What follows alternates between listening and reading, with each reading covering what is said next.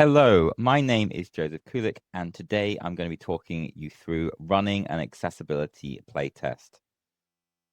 So, if you don't know me, I am a games user researcher with a background in psychology. I also have a PhD that's focused specifically on game accessibility and games user research.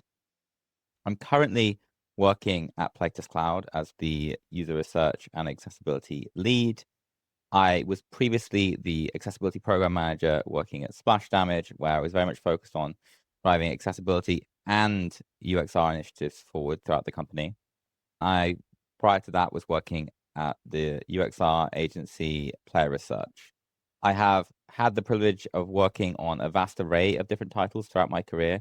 Some of these are included on this slide for you to see, but I've also worked on many more across console, PC, mobile, AR, VR, largely in the user research capacity, but in some cases towards accessibility as well.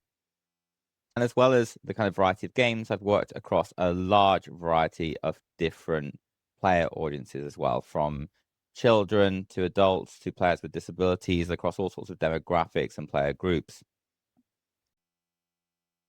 So just to provide an overview of the agenda for today's talk. So we'll be starting with what is an accessibility playtest, really running through the what and defining what an accessibility playtest is and what we mean by accessibility, what that means for the research itself. Then we're moving to why, once we have an understanding of what accessibility playtesting is and what it's focused on, why would we want to run an accessibility playtest? Then we'll be talking about when, once we've motivated the use case for accessibility testing, we need to think about, okay, when are we going to be applying it throughout the development lifecycle? Then we'll be talking about how. So once we've got everything in place, we're motivated, we have an idea of when we want to run a playtest, how do we go about doing that? And then finally, we would start to talk about what kind of output can we expect from this test? What do we expect to see? How do we nurture that output so we can maximize the value of accessibility testing within a studio as well? So starting with the what. This is a definition from the World Health Organization. Disability results from the interaction between individuals with a health condition, such as cerebral palsy, Down syndrome, and depression, with personal and environmental factors, including negative attitudes, inaccessible transportation, and public buildings, and limited social support. So what this really means is it hits on this idea that this notion of disability is resulting from an interaction between the player or the person and the environment. So people don't come to your game with a disability. They end up being disabled as a result of the demands of the game being mismatched with what they're able to do. When talking about games, excessive demands of the game environment can create a disabling scenario for someone with a particular health condition when the game does not support appropriate accommodations to adjust those demands. And when we're looking at a particular example here, this screenshot is from Path of Exile. I haven't ran a full playtest on Path of Exile. I just used this as an example because it's a particularly demanding game in many ways. It has a lot of things going on. There's a lot of visual effects. There's a dark screen. It can be quite difficult to keep track of all the complexity, especially when you're thinking about all the UI systems and things like that as well. Any game might be demanding things across various sensory and perceptual categories. And these are things like sensation, which is vision, hearing, and touch, where the player might be required to see, hear, and feel with the controls. So that's kind of the haptic feedback the game is providing. And then moving from that initial sensation, we're talking about perception. So how is that being processed by the person? Like what memory is required for the person to play this game? And then we're talking about things like cognition, attention, executive functioning, and that side of things as well. So just because something is potentially being perceived does not mean that the player is necessarily going to be able to make the decision that the game expects them to make or feel the certain way that the game expects, especially if if your game has content that might be traumatic or fearful for a player. It might be the case that you have an effective response that is misaligned with your design intent. And with them, when I'm talking about disability, I'm also talking about things like mental health, which might pose a barrier to players being able to play the game as intended. And then finally, the game expects players to act as well. So this is kind of fine and gross motor action. So the player is expected to be able to then enact what the game expects them to do on the controller with the keyboard. Usually this is a physical response that's required to kind of proceed in the game. So what is happening when the game is too demanding? If these demands across these areas can't be met by the player because the game's demands are just too high, that's when you have to think, well, what if players have a difference in their sensation? What if they are without sight, or they have low vision, or they are deaf or hard of hearing? What if their ability to perceive information and store information is different? What if their ability to attend is different, or they make decisions differently? What if they have a difference in ability to perform fine and gross motor actions? What if they can't use the keyboard as you might expect them to, or they interact with the controller in a way that's different? What is the experience of players that have these differences? And that's what really gets to the heart of what accessibility playtesting seeks to address. It seeks to develop a closer understanding of the player experience for people who have differences in their abilities across different domains. But why would you want to run an accessibility playtest? So we've talked about kind of how, without consideration, the player experience might deviate significantly from the intended one, and provided examples of how, with players with disabilities, might be more likely across various categories. But in terms of motivation for making accessible games, I think they can be grouped into 4 central categories.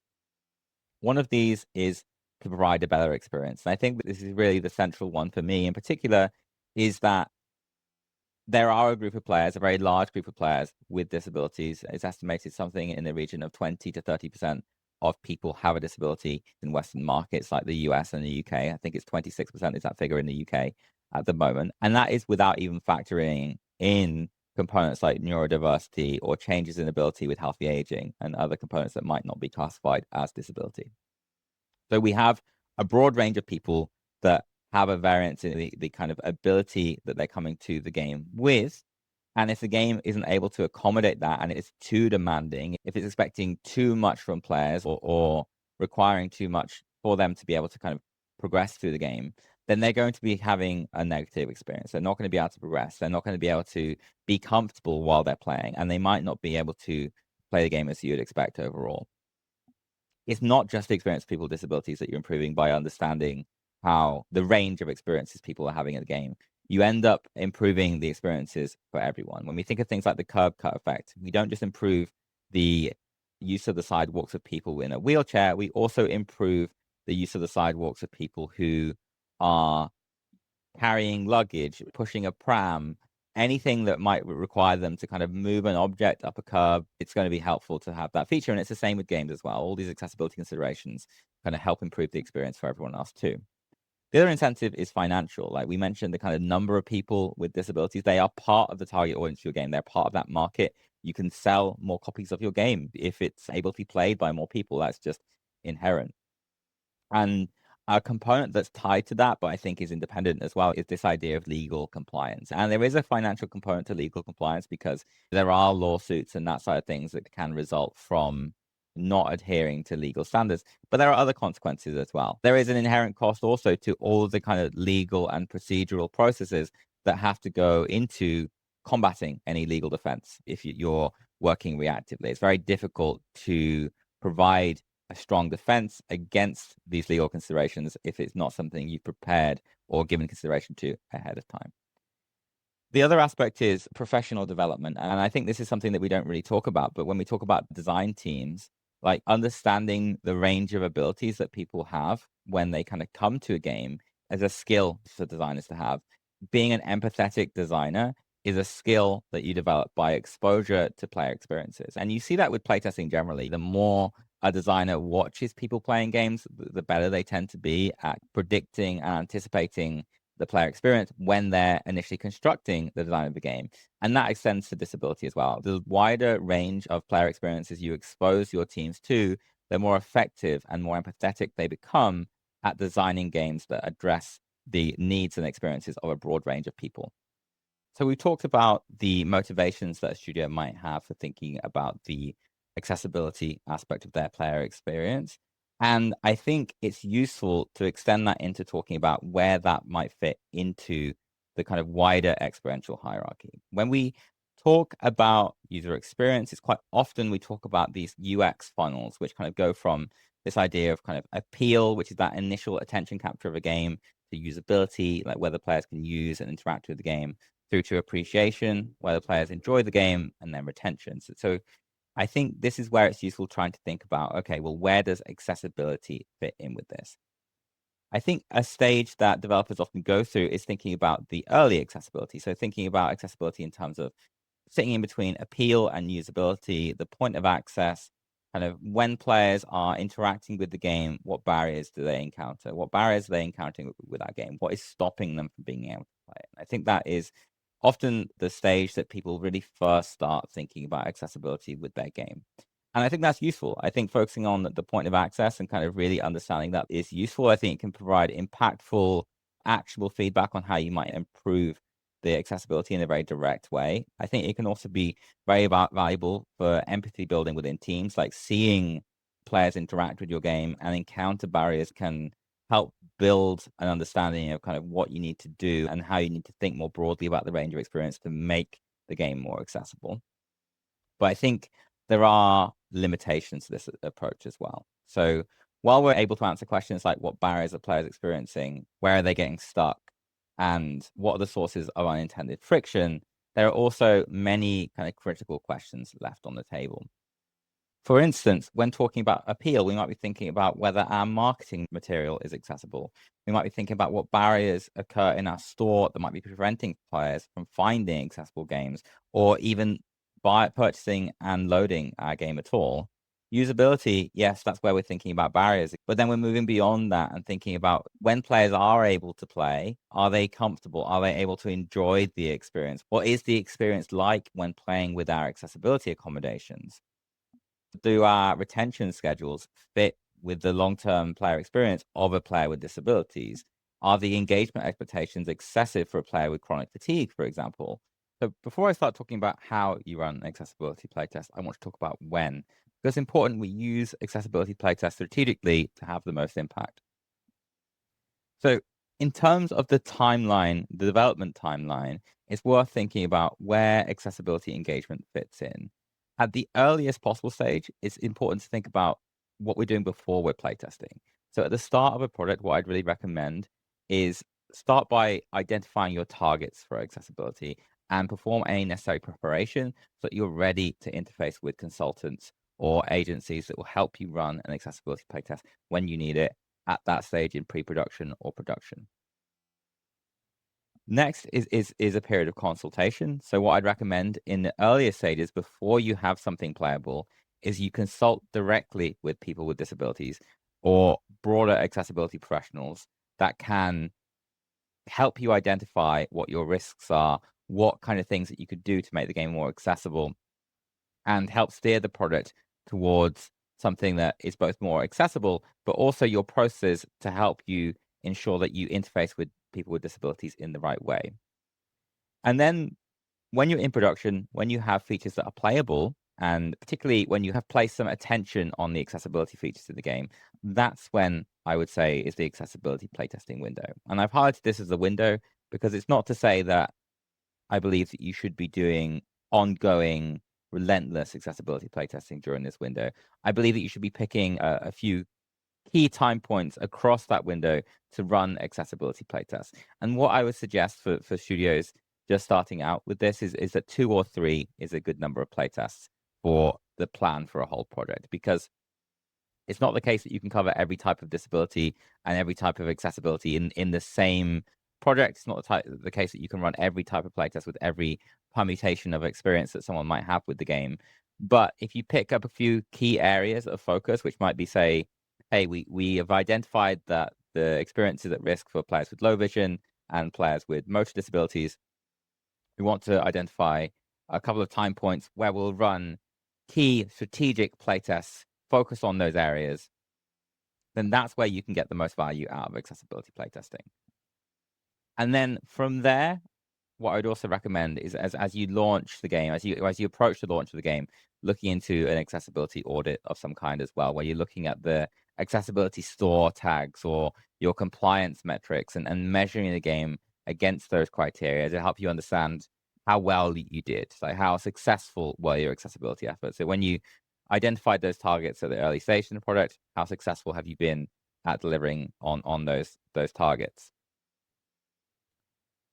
As well as that, I also want to address the reality that the majority of teams are not at that stage where they have been considering accessibility from the offset. I appreciate that we're improving as an industry. Like, accessibility has been moving forward over the last 10 years quite significantly, and we have a lot of great practice examples within the industry who are considering accessibility from the early conceptual stages of a product.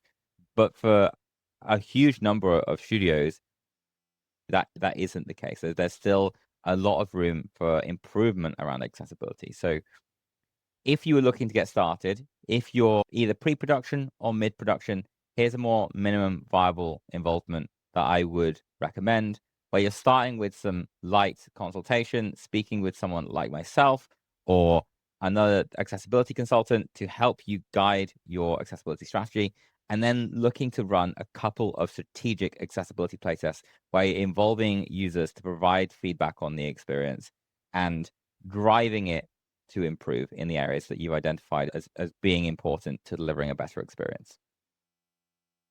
In this next part of the talk, I'm going to be talking about how to run an accessibility playtest. So the first thing is to start off with your research questions. In this example, let's say we're a developer that's invested a little bit into accessibility already. So they've included some settings for players with low vision. They want to know if their game is accessible and what barriers players might encounter. So we're starting off at that access stage that developers often start with, just because that's the common starting point for developers looking into the accessibility of their games. So from there, we need to move on to a brief, asking questions about how many players we need to test, what type of disability do we want to feature in the test, will the test be unmoderated or moderated? Are players interested in games in this genre, or have they been excluded because of historical inaccessibility? Beyond that, we're looking at what hardware and equipment they're playing with. Will the test be remote or in person as well? So the next step in thinking about the research design is to start thinking about what type of data will best address our research questions. So in this particular instance, because we're looking at the kind of accessibility at the point where players are engaging with the game, the primary data that might be most valuable would be player observation. And we're going to say in this instance that think aloud is an adjunctive measure that we're going to use alongside that player observation to capture the insight from players while they are playing. The secondary data in this instance we're going to say could be useful is a survey, like a usability survey. Identifying that at an early stage is useful because it can help define other parameters. Like, it can help define what type of recruitment approach we want to use. Do we want to use a recruiter? Do we want to use our own in-lab setup? Because there might be constraints and considerations that make this structure more or less possible with different recruiters or different in-house configurations. The key thing to think about when designing your study is that flexibility is also key. Like, we might have this idea that this is our primary data, this is our research question, and this is how we want to run the study. But we also need to think about what if players can't engage with the data collection method that we've chosen? What if they can't engage with Think Aloud in the way that we might expect them to? What if they can't easily complete a survey? How can we make sure that flexibility is baked into our research protocol so that players can, for instance, input an equivalent into a survey? Or how can we ensure that if they can't complete a survey, they can have an opportunity to verbalize their thoughts, etc. as well?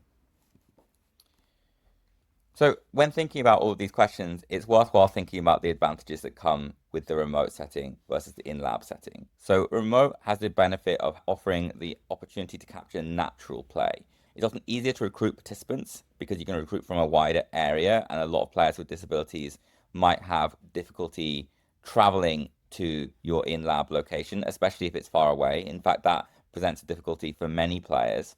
But because the recruitment pool might be scarcer for players with disability, it might be more likely that their distance is further away from your lab.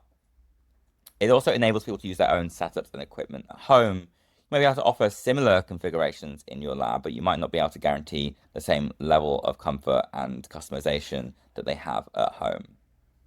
So with all of this, really what happens is that you capture a more natural play environment. You capture an experience where the player is in a representative environment to how they would be if they were to purchase a product themselves, which means that they are experience the game in the context of their own configuration, in their own state of comfort, as they would at home. However, if you are used to working with in-lab research, then this might require adaptation of existing processes. It might require things like different approaches to security. It might mean sending NDAs out. It might mean screen recording and things like that as well. If you're doing this in lab, then this provides you with a lot more control of the study, but it also provides you with contact more directly with people with disabilities. And you can also follow your existing security measures and protocols that are in place for more routine user testing that you might have established already. However, this can be logistically complex.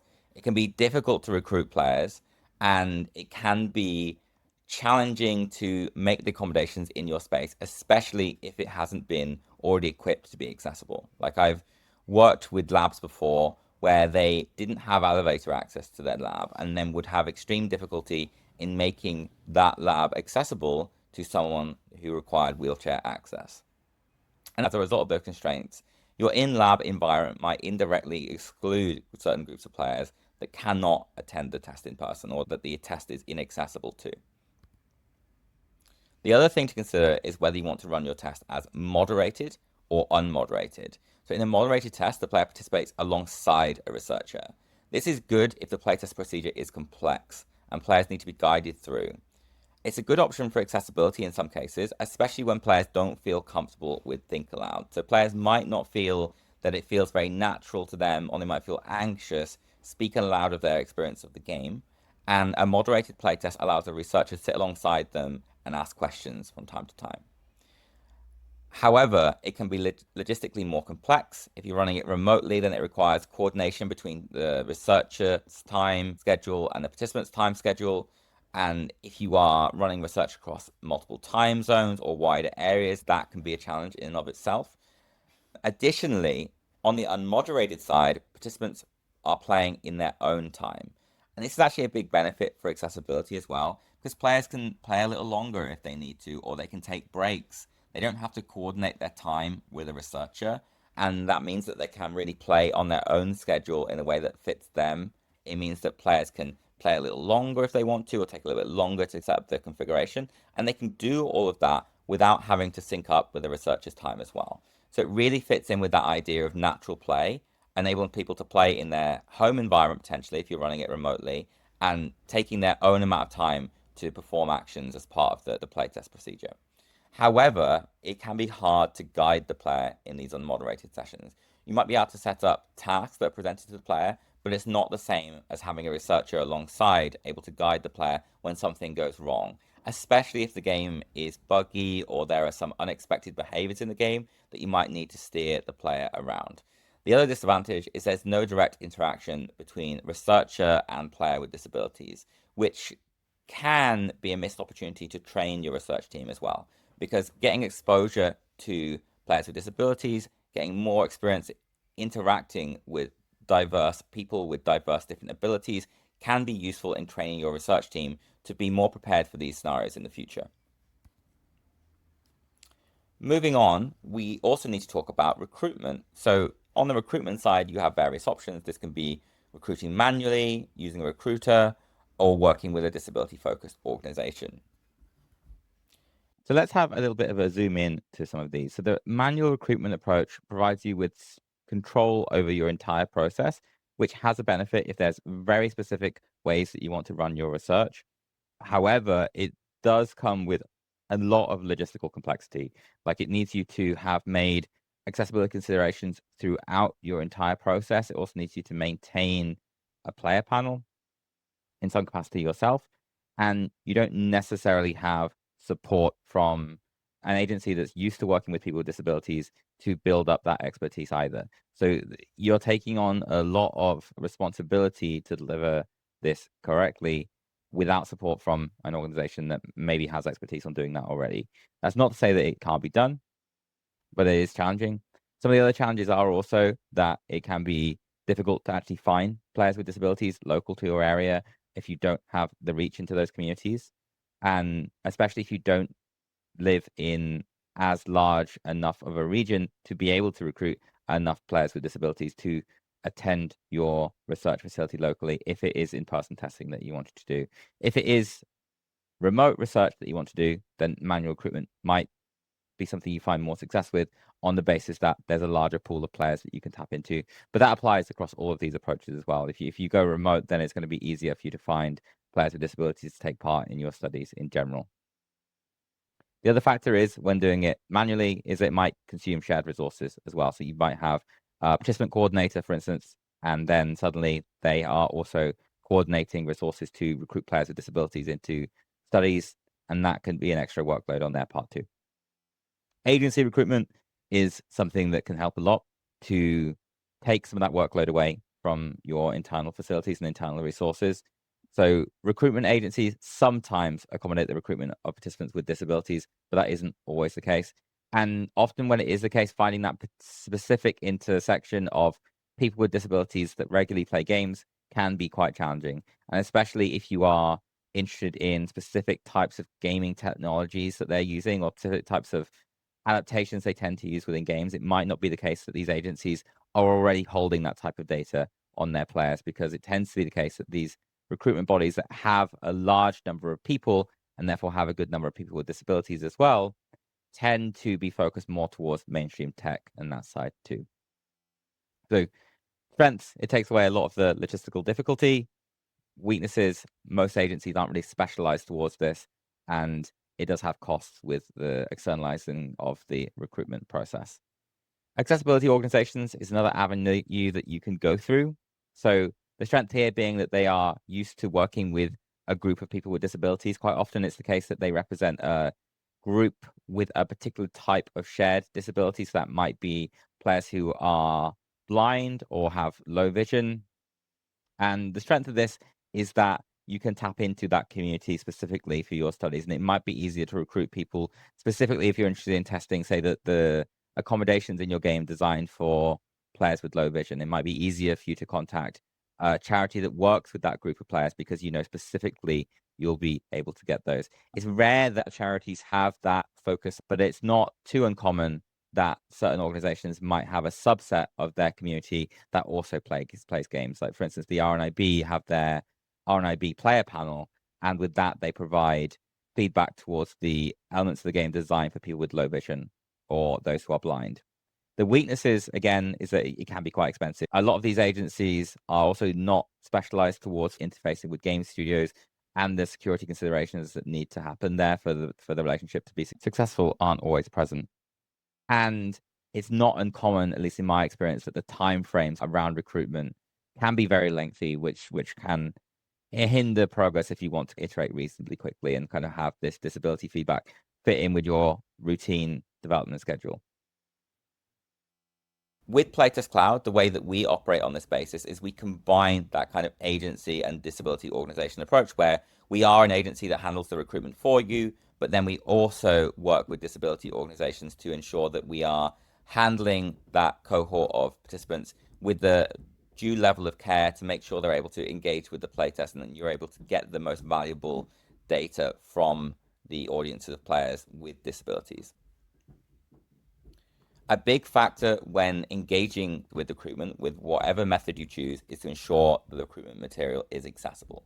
Now, this is something that if you're doing it manually yourself, you'll have to take extreme amount of care to prepare all the materials yourself. If you're working with a recruiter, you can speak to them about what material they're presenting and kind of what steps they're taking to make them accessible.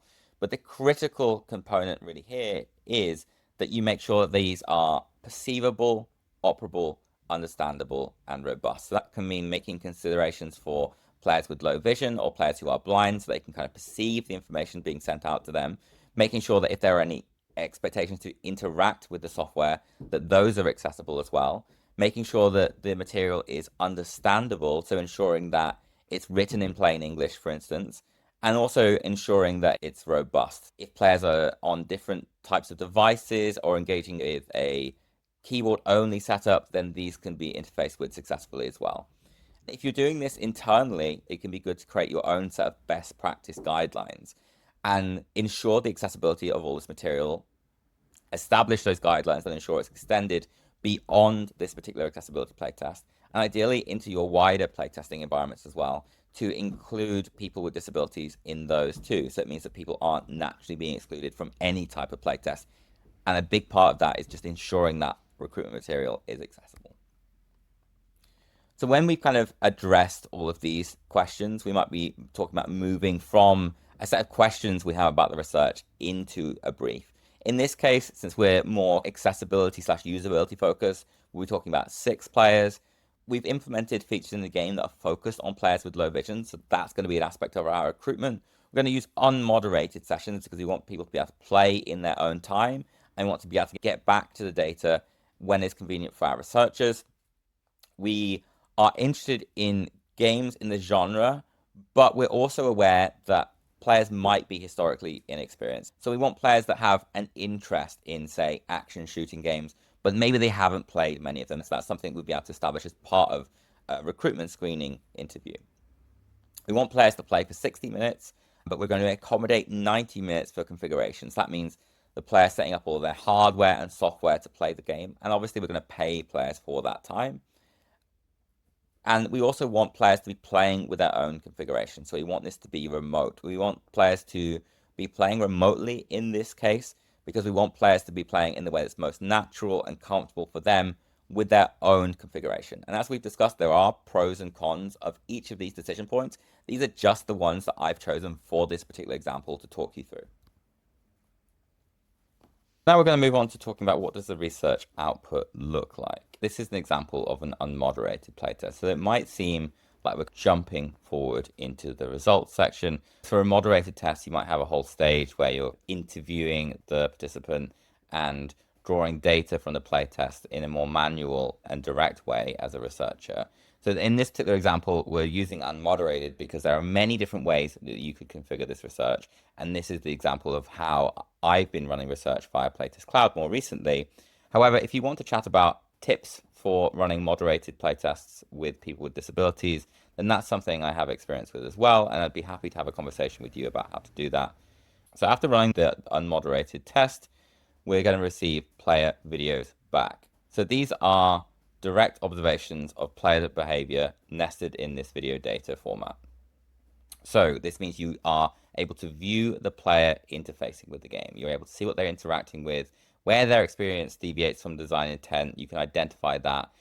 We also have the think aloud data alongside that. Provided there wasn't a reason the player wasn't able to think aloud, we'll most likely have the player's verbalizations over what they're thinking about as they're engaging with different elements of the game. And with that, you also get to capture things like what their accommodations are, what assistive technologies they're using, how they've configured the game to work for them in this accessibility context. On our platform, this comes back with AI annotations as well. So the way that functions is based on the think aloud data. The AI analysis is picking up key moments where accessibility could be improved, or an accessibility highlight even, just to flag to your research team. And you can see some examples of that here. Like some keyboard and mouse bindings are hard or difficult to read due to the small icons and lack of accompanying text labels. This was an accessibility issue that was identified by the AI analysis based on the think aloud data. And where this is valuable in particular, I think, is just enabling you to process the data a little bit more quickly. It doesn't supplant the role of the researcher in this process or the player. It's always rooted in the player's data. It's always rooted in their experience. And it's a tool for researchers to use to process the data a little bit more quickly. You can always click into the AI annotations and verify those findings. But not least, you can also make your own annotations as well. So one of the things I didn't necessarily touch upon in enough detail, one of the key reasons that I would suggest for an accessibility playtest, including surveys, even if you are focused on player observation, is that surveys can be an avenue of second channel feedback. It might be the case that, as we've discussed, someone might not be able to engage with the Think Aloud protocol. The survey can be an avenue where they get to express themselves and they get to talk about the accessibility barriers and issues they've experienced in the game. Scales and categorical responses can also provide useful insight into the wider player experience. I would see these as summaries of player sentiment that can be useful for tracking over time. So it might be you use an overall assessment of kind of how accessible the game was, or how difficult / easy players found it to perform a particular task. I think this is especially important if it's something like operating the interface or just using your abilities, not necessarily being effective with them, but enacting the ability itself. This can be illuminating, especially when accompanied by open responses that allow players to explain why they provided this rating. Next up, we're going to be talking about the analysis, dissemination, and impact of an accessibility report. So, talking about the reporting and analysis side of things, it's important that reports are actionable, empathy building, rooted in the social model of disability, and led by player data. What I mean by actionable is that the receiving developers can take insight from the report in a way that enables them to make changes to the game that are meaningful and enable them to iterate forward towards making the game more accessible. In terms of empathy building, what I mean is that the report helps them to understand the experiences of people with disabilities, and that extends beyond this short-term understanding as well. The report should enable the reader to understand the specific issue, yes, but more broadly also understand the type of experiences that people with disabilities might be having with the game. Rooted in the social model of disability means that the report should not be blaming the user for the accessibility issues that they experience. So if the user isn't able to perform an action, it shouldn't be framed in that way. It should be framed as the game is inaccessible, the game is too demanding, the game is causing the problem. And I think that's an important thing, not only because it's the disability friendly way of framing the issue, it's the way of framing the issue that's polite to participants, but it also is the way of framing the issue that really highlights whose responsibility it is to take action to fix this issue. Like, it's not on the person experiencing disability to address the issue, it's on the game and its design. The other thing is to be led by player data. So, on the idea of being actionable. So, in order to do this, this really relates to how we analyze findings from an accessibility playtest. On the accessibility side, on the kind of more usability style reporting, we're not focused on generalizable data. We're focused on small sample sizes, qualitative insight, which means that we're not expecting an issue to be observed in 5 out of 6 players or even 3 out of 6 players for it to be meaningful. I think an analogy that's useful here is to imagine you've built a set of stairs or a staircase and you see someone walk up it and they trip on the 4th step. You see on the step that there's a crack in that step. There's an indentation that makes it feel different. It's not as intended, and the user experiences it in a negative way, and maybe they stumble on the stairs. You don't then need to observe another 50 people or another 100 or 200 people walking up that stairs and falling or stumbling to recognize that that's an issue that needs to be fixed to improve the experience. And that's what usability focused playtesting is orientated towards. And that's what this type of small scale accessibility focused testing is on as well. So it's about identifying the area of the game is at fault, being specific with the issue so that the game developers can understand what happened, and identifying potential solutions, so suggestions that could be useful, and then also prioritizing the issue based on the impact it had with the user.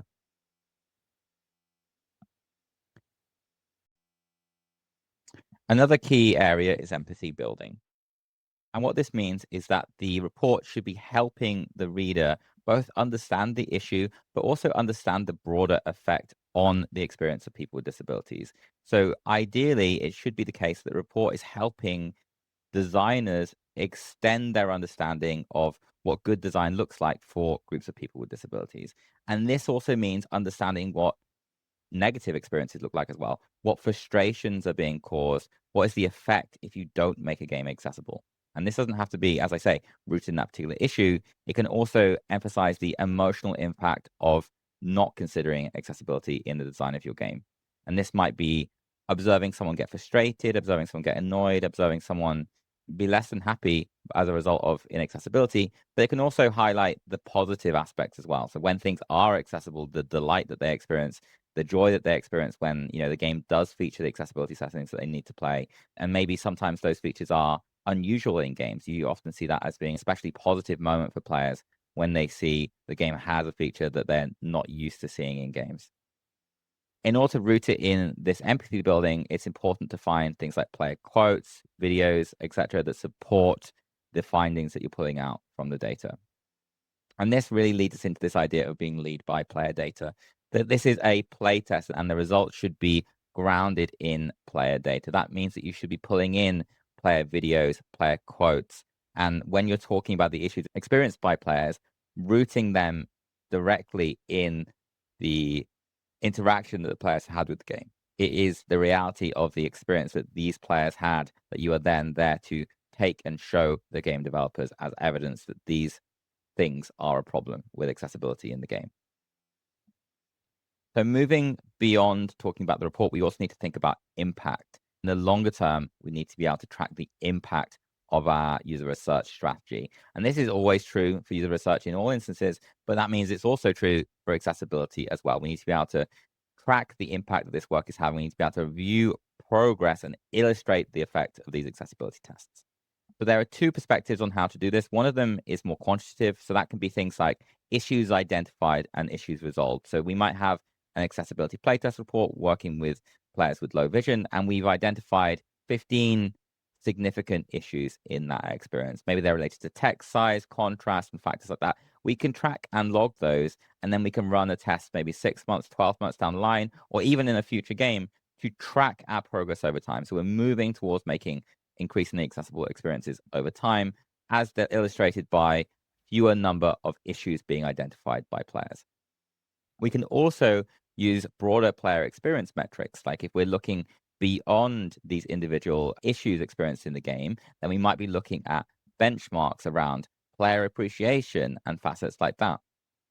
Another aspect that we could consider to demonstrate the impact would be collaboration between other disciplines to track feature usage over time. So this would be things like telemetry, like how many people are enabling our new high contrast feature? How many people are enabling our subtitles after we've improved them? How many people are disabling our subtitles after we've made them the default in the game? These are all quantitative measures that you can use to support the impact that you are delivering with your accessibility focused research.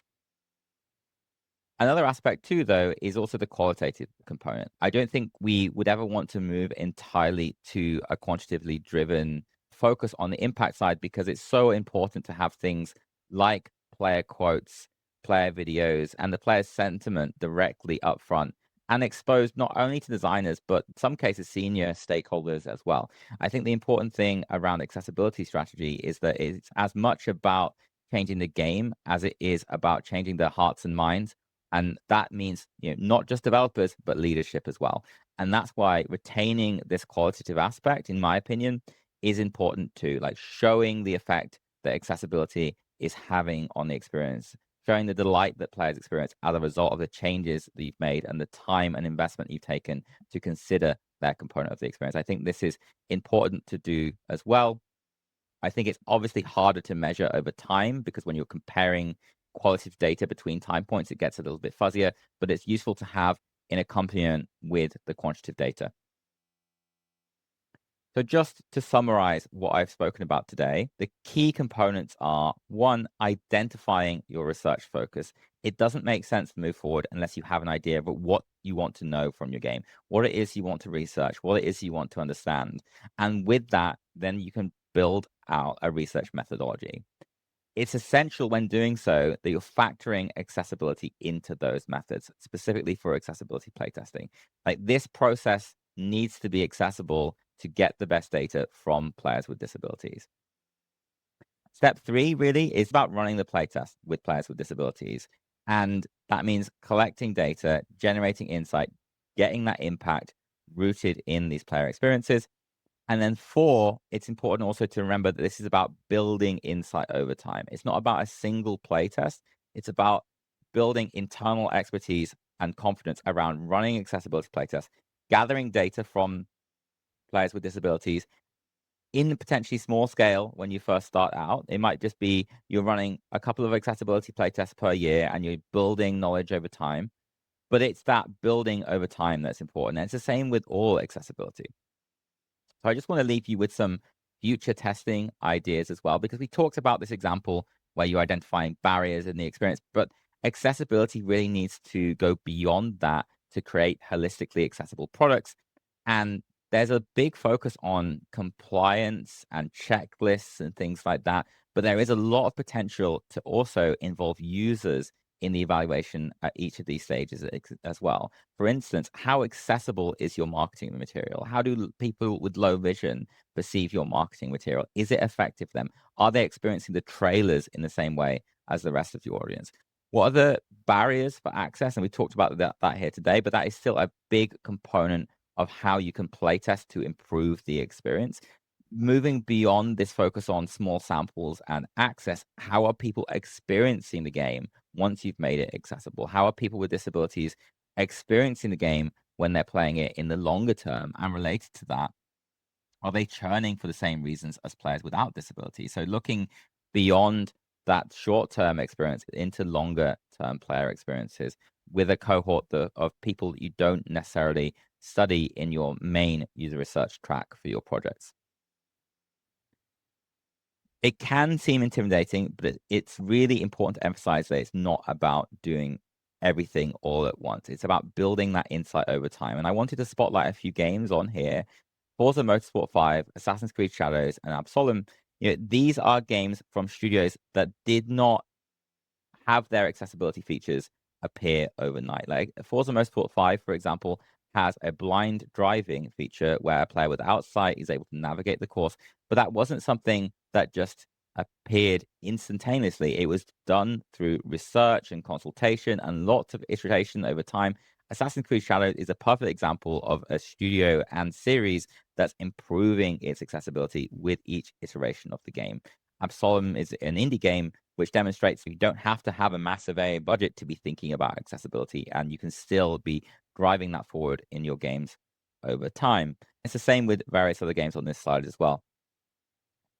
The other thing I want to emphasize is that player-centered design and bringing accessibility into that as a component is not just a method, it is a business strategy.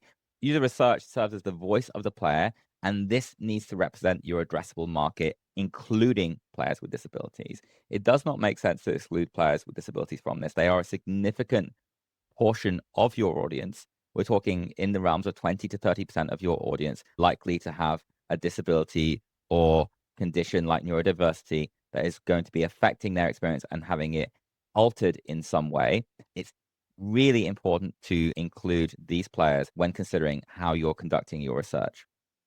Including people with disabilities is part of a wider strategy driving your products to be more successful. And that's everything from me. Thank you. If you have any questions, I'll be available in the Discord for this particular talk, but you can also at any point in time reach out to me on LinkedIn or email me at joe@playtestcloud.com. Thank you.